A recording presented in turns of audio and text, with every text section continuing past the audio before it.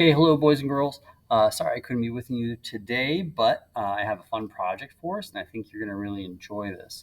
We're making these butterfly pictures using crayons and highlighters and some paint. Now, because we're painting the background, we can't put this all together today. So we're going to be painting the background and doing the butterfly separately. Next week, we'll put it all together.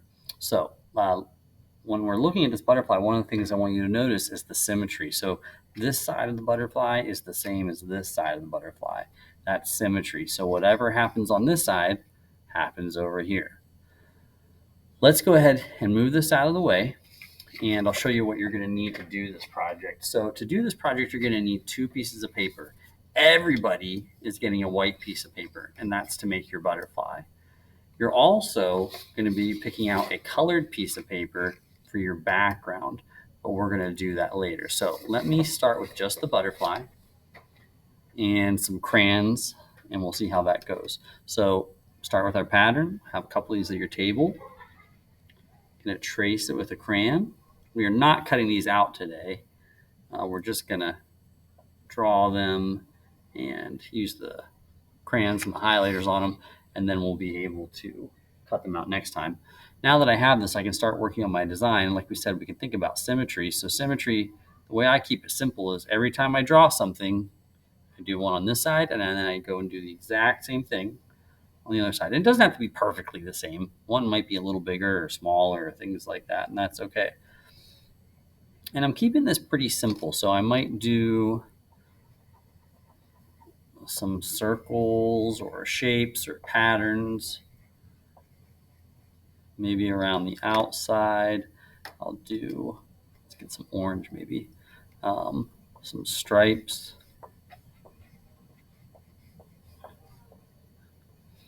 And you're going to start with crayons. That's all you're going to have at your table. And at some point, like maybe after 5 minutes or so, we'll get highlighters, and then you can start adding the highlighters to this as well. So highlighters are markers. They're not really good for coloring a lot, but they are good for adding bits of detail here and there using these colors. These tend to dry out really quick. That's why we don't use them for like coloring big pieces of paper or things like that.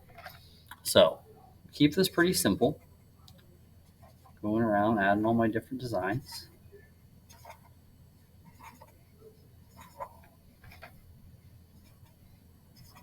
Looks pretty good. Now you may or may not finish this part today. At some point, we definitely want to move on so we can paint our background. So be listening for somebody to say, time to stop, and put your name on it. And then you can bring this up and get a paintbrush. So the paintbrushes will be up front. So bring this up, and then you can get your paintbrush. Now your paintbrush is going to be for your background. Your background is going to be on this colored piece of paper. So here I have mine. I picked a pink piece of paper. I have a couple that I did earlier that I wanted to show you. You could decide, like for your butterfly, that you're going to do kind of like a natural design where there's some grass and flowers and stuff. Some of this I did with highlighters, and some of this I did with paint. Or you can decide to do just kind of like a design. So this one I painted a bunch of dots and things like that on there. And let me show you how I did this. So like I said, you might want to probably start with your name. It's always tricky when we're painting because once you paint, it's hard to flip it over. And it's okay to have your name on the front too sometimes. Like that's what Bob Ross does. So maybe with this one, I'm going to do a little bit of both. I think I'll draw some flowers because butterflies, that's what they eat. They get all the nectar out of the flowers. So I have a couple flowers, some grass. I'll make this one taller. I'll make this one taller and this one taller. Your butterfly is going to get glued on here, so it might cover up some of your space. Might put the center of the flowers on here. Maybe in the background, like I said, this one's going to be kind of a mix. I'm going to get one of these really light colors, and maybe I'll do some just designs back here.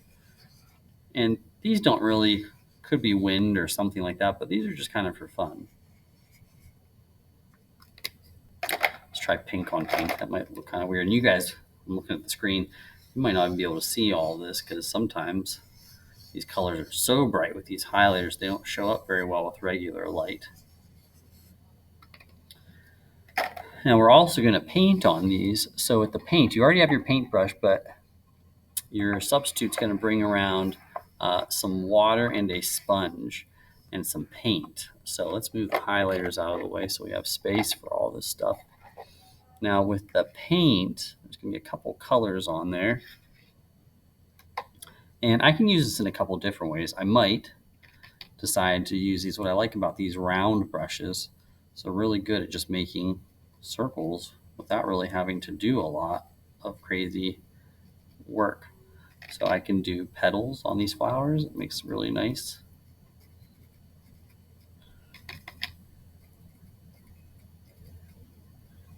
Or like that other one, I can decide that, well, remember, clean our brush, tap, tap, tap, don't splash, tap, scrape it. And then these sponges, that's for getting water off.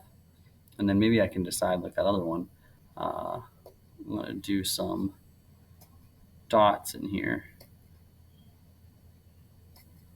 And those are just some like little interesting things in the background for when I glue my butterfly on here. So I think that looks pretty good. Let me hold that up. And so next week, like I said, you're going to take this and which will be dry in their butterfly. We'll cut these out and we'll put them together so that we have something that looks kind of like this. So I hope you enjoy this. I hope you have fun. Put your paintings on the drying rack, and we'll finish these up next week. If you still need to next week, we will continue or finish coloring our butterflies. Okay, everybody, have a great day, and I can't wait to see these when I get back.